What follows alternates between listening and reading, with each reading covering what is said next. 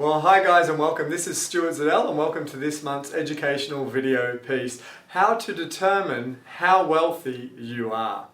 Let me start by asking you a question. How many of you people out there know someone that would rather look rich than be rich? Yep, absolutely. I thought you might know a few. In fact, in my experience, it's most of the people out there. See, I want to point out up front, it's much easier to buy the right labels, to look wealthy, that is to own the right clothing, own the right gadgets and gizmos, own the right accessories, drive the right cars, but all this is done, of course, is on very expensive finance. It's very easy to look wealthy and it's a little bit different to being wealthy. And the truth is most people out there today in Australia and around the world are living paycheck to paycheck. So my question to people out there and watching this is, if your income dried up tomorrow, how long could you afford to live? And the truth is that most people, it's only about 1 to 2 months that they have enough cash reserves to see them through that period before having to generate further income in some way. And let's just be clear, that is not wealthy regardless of how much stuff you own. Now last month in my book of the month I showed you a great book called The Millionaire Next Door. This is a fantastic study of wealth of America's millionaires by authors Thomas Stanley and William Danko. Now it was done some time ago in the late 90s, but these guys have been studying it for ages and continue to update it today, and not much has changed. And it's quite shocking, the information that's revealed in this book, and I think liberating for people who choose to read it. So the question you've really got to ask yourself is, do you want to be wealthy? And if so, are you prepared to do what the wealthy do? You see, success leaves clues. And if you will follow someone that's been successful, read their clues and apply them, then maybe you can get the same result. So in this book, he points out that more than half of Americans after the age of 65, if they lived without Social Security, which is a dying thing, would absolutely be living in poverty. And that's quite shocking after living an entire life and earning income all of your life, that most people end up in that boat. Now, if you don't want to be in that boat, if you do want to be one of the world's wealthy, there's 7 things that these guys have determined that wealthy people do different to non-wealthy people. And in a moment, I'm actually going to give you a formula that you can work out where you sit right now in terms of wealth and how wealthy you actually are. But right now, I'm going to give you the 7 pieces that determines the difference right now. So there's 7 factors, and I'm going to put them up here for you just very quickly. Okay, so factor number 1 is that they live. Number 1 is they live below their means. So let me ask you a question. So I point out people fall into one of 3 categories. Let me ask you this question. If someone was spending more money than what they earn, would giving them more money help them? Well, of course not. They'd just spend all that as well, wouldn't they? And they wouldn't change. If someone was in the habit of spending all the money they earn, would giving them more money necessarily help them?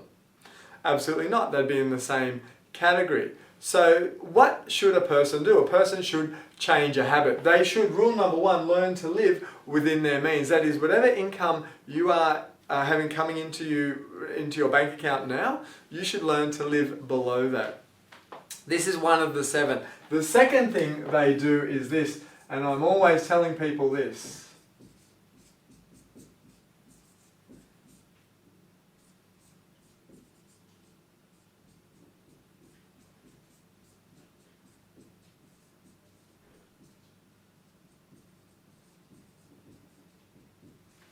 The second thing they do different is it's how they are investing their time, their effort, and their money. Very different to people that don't accumulate wealth. Now we're going to touch on all of these now, and over the next 7 videos, I'm actually going to unpack each one of these into bite-sized chunks so that you can digest them and then go ahead and take action on them as well. And of course, I recommend you highly go and get the book. So number 3, the thing they do is this. They rate financial, I'm going to abbreviate it,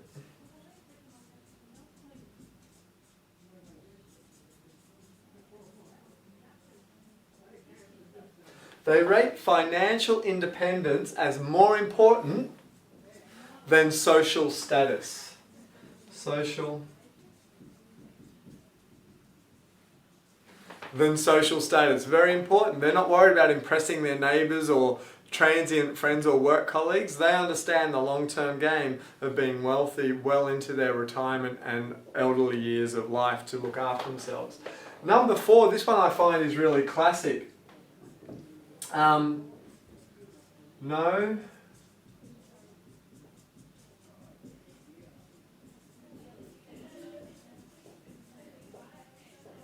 So I've written here, no parental financial support, indicated by the $sign. See, many people out there believe that their wealth is inherited. Now, the actual book, The Millionaire Next Door, which I already showed you, and there it is again, is the study of America's wealthy and those in the price brackets between the 1 and 10 million price point.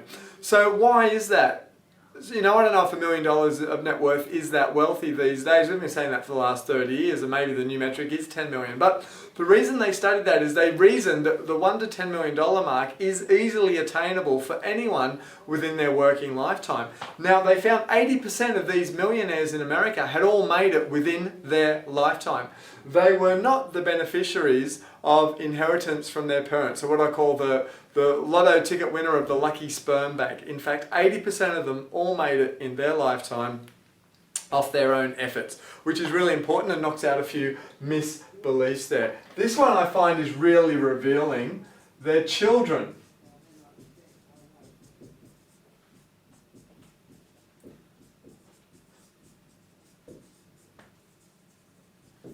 are financially independent. Isn't that a fascinating category to look at? Their children are financially independent. I guess they learnt the habits of their parents and did change their habits in terms of money. There's 2 more to go. Number 6, they are proficient in spotting market opportunities. They are proficient in spotting market opportunities. That is, they trust their own judgment. They have some of their own skill and wisdom, and they apply it to the market. They're not necessarily relying on advisors' expertise or the latest stock pick or property pick. They've got their eyes and ears open. They're on the ground. They're looking around and seeing what's going on in society. And based on that, they're making their investment decision. Very important characteristic. Look forward to unpacking that one for you. Now, the final one here is that they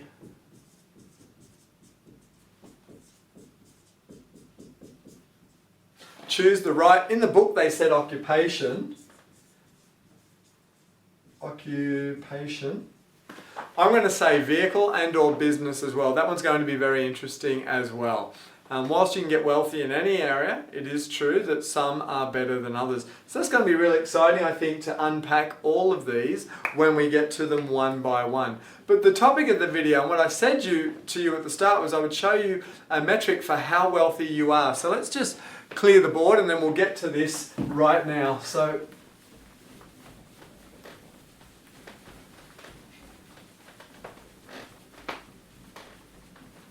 okay.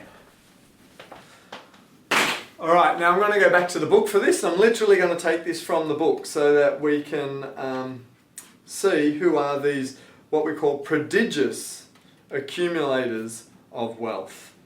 Alright, so there is a formula. Here's the formula. I'll give you the formula and then we'll work through it. So the formula is this. Multiply your age. Now there's many metrics I want to point out, but this is just one that you can work out right now to see where you're sitting in this category. So they say multiply your age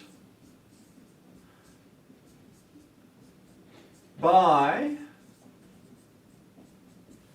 your income. Now this is your pre-tax realized income from all sources, excluding any inheritance. Okay, very important that we get that one right.